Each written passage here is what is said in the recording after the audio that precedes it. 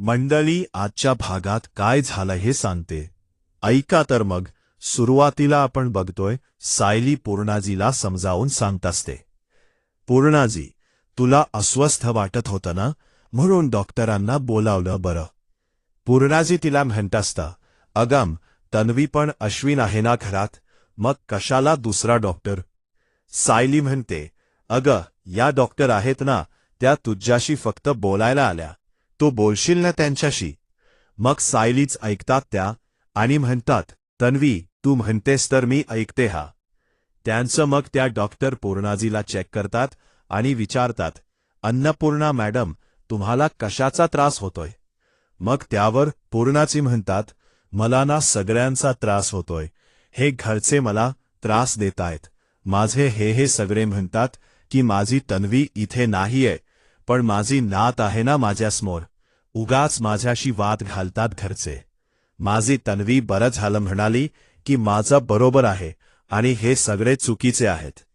पूर्णाजी आता ट्रॉमामध्ये गेल्यात बरं का प्रेक्षकांनो, आणि त्या अगदी लहान लेकरासारखं वागतायत.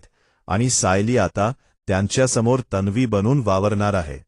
तर आता सायली मनात विचार करत असते, मगाशी मला अचानक काय झालं, म्हणजे मी पूर्णाजीला अचानक आग दूग का करते, काय घडलं असेल नेमक माझ्या बाबतीत. सायली आज मनातल्या मनात विचार करता असे. आणि आता त्या डॉक्टर पूर्णाजीला म्हणत असतात, अन्नपूर्णा मॅडम, तुमचं काही चुकत नाहीये. हा तुम्ही आता शांत पडून राहा. मी तुम्हाला एक इंजेक्शन देते, तुम्हाला आणखीन बरं वाटेल. त्यामुळे तुम्हाला थोडं अस्वस्थ वाटते ना. पूर्णाजी डॉक्टरला म्हणतात, मी झोपले ना की तुम्ही या सगळ्यांना समजवा बरं. माझं ऐका, मी सांगते ते बरोबर आहे. म्हणून मग सगळेजण पूर्णाजीचा होलाहो करायला लागतात. बर का प्रेक्षकांनो, पण आता एक इंटरेस्टिंग गोष्ट समोर आली आहे. म्हणजे कदाचित तुम्हाला हा ट्रॅक थोडासा ओव्हर वाटेल, पण तरी सुद्धा या ट्रॅकमधून काहीतरी वेगळंच निष्पन्न झाला.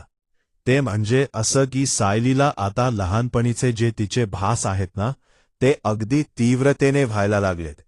पुढचा प्रोमो सुद्धा आलाय प्रेक्षकांनो, आणि तो त्यांनी आजच दाखवलाय. बघत रहा. पुढचा प्रोमो थोड्याच वेळात सांगते. तर आता पूर्णाजीला इंजेक्शन देण्यात येतं आणि पूर्णाजी आता झोपून जातात इंजेक्शन दिल्या. मग रविराज विचारतात, नेमकं पूर्णाईला असं काय झालं, असं का विचित्र वागतात त्या डॉक्टर. म्हणतात, बरं आपण ना बोलूयात, पण जरा हॉलमध्ये जाऊन बोलूयात. इथे त्यांना झोपू द्या शांतपणे. मग डॉक्टर हॉलमध्ये जातात आणि त्यांना सगळी वस्तुस्थिती हे सगळे समजून हॉलमध्ये गेल्यावर कल्पनाताई विचारतात, पूर्णाईला नेमकं काय झालं. डॉक्टर, अशी का कंडिशन झाली आहे त्यांची.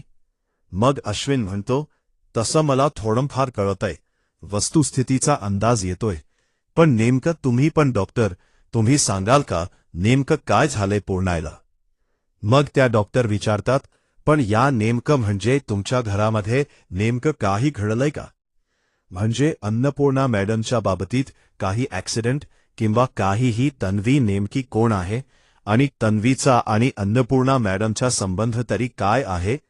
तर आता अर्जुनने त्या डॉक्टरांना सगळं सांगितलंय की जी खरी तन्वी भोवती आमच्या घरात वावरत होती ती खरी तन्वी नव्हतीच. आता इथे ना त्यांनी फक्त म्युझिक ऐकवले प्रेक्षकांनो, आणि झालेले भाग त्यांनी स्क्रीनवर दाखवलेत.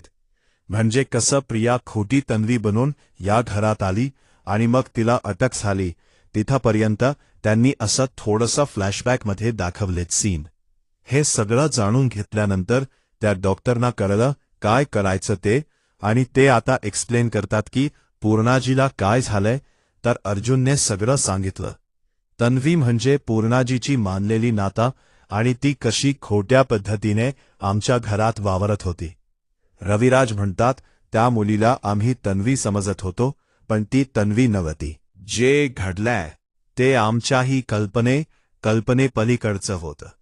पण पूर्णाईला धक्का बसणं स्वाभाविक आहे, पण या सगळ्या गोष्टींचा आमच्या पूर्णाईवर एवढा परिणाम होईल असं वाटलं नव्हतं आम्हाला.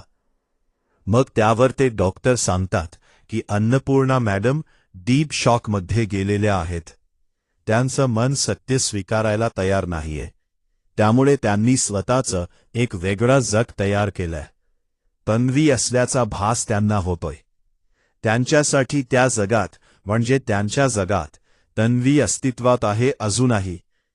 मग प्रतापराव म्हणतात, प्रिया तन्वी नाहीये हे तर आम्ही स्वीकारलं. मग आमची पूर्णा का स्वीकारत नाहीये ते? डॉक्टर म्हणतात, हा न ट्रॉमा आहे. म्हणजे दुःखाला सामोर जाण्याची प्रत्येकाची एक वेगळी पद्धत असते. उदाहरणार्थ, एखादी व्यक्ती कुटुंबातून अचानक निघून गेली ना, तर असं होतं की आपलं मन मानायला तयार होत नाही की ती व्यक्ती या जगात नाहीये. ती व्यक्ती आहे असं मानून आपण या जगात वावरत असतो. अन्नपूर्णा मॅडमचं असंच काहीच घडलंय. त्या त्यांच्या कल्पनेच्या जगात वावरत आहे. म्हणजे त्या जगात तुम्ही सगळे आहात, तशी तन्वी पण आहे त्यांच्यासाठी. आणि तन्वी म्हणजे ज्या वयाची तन्वी आहे त्या वयाच्या सायली मॅडम आहेत. म्हणूनच कदाचित सायली मॅडमला त्या तन्वी समजत आहेत.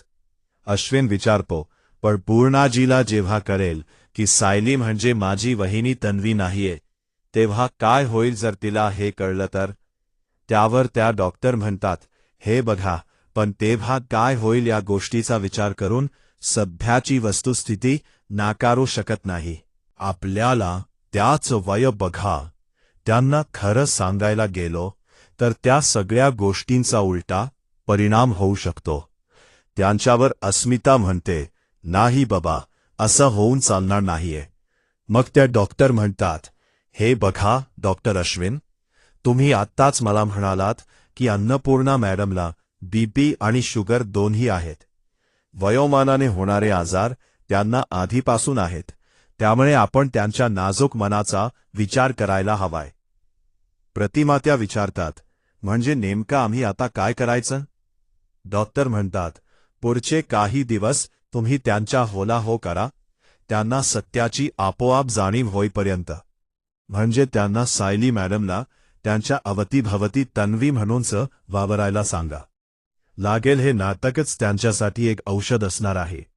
तर आता डॉक्टरांनी सांगितल्याप्रमाणे सगळेजण सायलीला खरी तन्वी म्हणून पूर्णाजी समोर आता म्हणजे वागवणार आहेत. आता हे सगळे पूर्णाजीच्या खोलीत बसलेले असतात. बर का, या सीनमध्ये आपण बघतोय पूर्णाजी झोपलेले असतात. गाढ कल्पनाताई म्हणतात पूर्णाईला जाग आल्यावर, पूर्णाई पुन्हा तन्वी समजतील का? सायलीला आपण आता काय करायचं? प्रतापराव म्हणतात, आता जे जे होईल ते पाहायचं. कल्पना पूर्णाजी आता उठल्यात. बर का, उठल्या उठल्या त्यांना सायली दिसते आणि सायलीला ते तन्वी समजताय आणि म्हणतात, तन्वी बेटा, बरंच झालं तू इथे बसलेली आहेस.